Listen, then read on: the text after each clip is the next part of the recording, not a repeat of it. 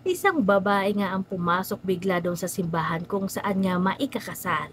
Akala nga ng lahat at akala natin ay sa pelikula lamang nangyayari ito.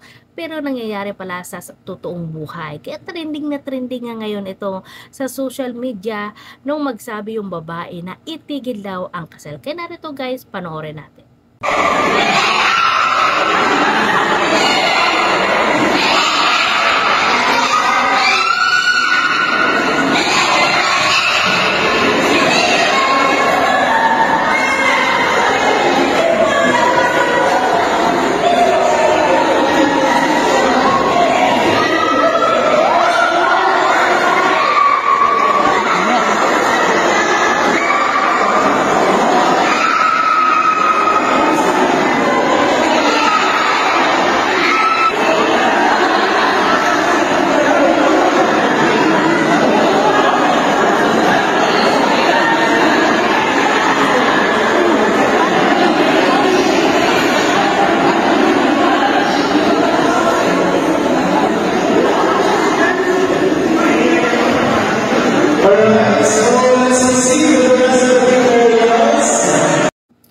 So yun na guys, no, nakita natin na bigla na lang ang pumasok yung babae at nagwawala na itigil daw yung kasal. Akala nga natin, di ba, sa pelikula lang nangyayari ito. Pero pala sa totoong buhay ay nangyayari. Kaya naman trending na trending ito. Pero sino nga ba yung babae na to? Nabasa natin sa isang comment guys na itong babae na to pala ay may diferensya sa pag-iisip.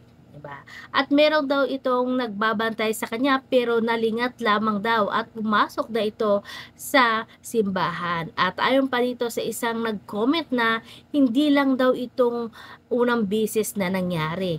Marami na pala, ilang na pala kasal yung kanyang pinuntahan at ganun din ang kanyang ginawa. Siguro nga guys, ito yung dahilan kung bakit na may sira yung pag-iisip ng babae or the worst pa na nangyari doon sa kanyang pinagdaanan kung kaya't gano'n na lang ang kanyang reaksyon kung merong ikakasal. Kitang-kita natin na nagulat nga yung mga tao na nandoon.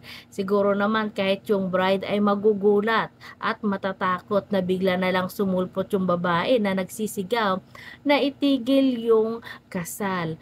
At hindi siguro alam nito kung ano nga ba yung kasalanan niya, 'di ba, ng asawa. Baka niya siguro ay may ibang babae yung kanyang magiging mapangasawa. Pero yun nga ay hindi walang nakakilala sa kanila. At yung nakakaawa lang dito yung sa babae kasi nga dahil sa sobrang sigaw niya at nagtatalon nga doon sa sigaw niya na itigil ang kasal ay nahimatay yung babae at buti na lang din at dinala doon sa labas. Nakakawa yung ganitong sitwasyon kasi nga siguro ay mas matindi yung kanyang pinagdaanan sa buhay niya kung kaya't sa tuwing may nakikita siya na ganun yung sitwasyon na merong ikakasal ay nagkaganon siya. Kaya kita naman natin yung sa reaction niya, 'di ba? Na hindi siya mahihimatay doon kung mild lang yung kanyang naranasan. Malay natin baka nangyari na to sa totoong buhay niya. Kaya gano'n na lang siya mag-react. Kaya ito guys, 'di ba? Trending na trending nga. Marami nang nagumawa ng reaction video, marami na nagre-upload ng video na to kasi nga siyempre naman sino naman ang hindi magugulat, 'di ba, na masayang masaya at excited kayo sa inyong kasal tapos bigla na lamang na merong papasok at magsasabi na itigil ang kasal, 'di ba? Parang pelikula lamang. Kaya ito guys, trending na trending ngayon guys sa social media. Sana dito kay ate ay kung ano man yung pinagdaanan niya, sana ay malagpasan niya nga at gumaling na nga siya sa kanyang sakit.